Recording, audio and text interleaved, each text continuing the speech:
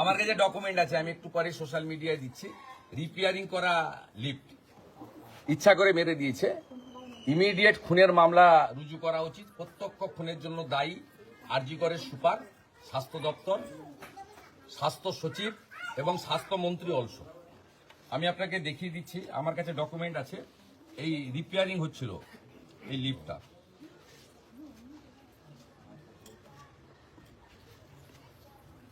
এই যে সরকারের ডকুমেন্ট। খুন করেছে, খুন করেছে, সেই আর্জি করাবা যে আর্জি করলে খুন করেছে।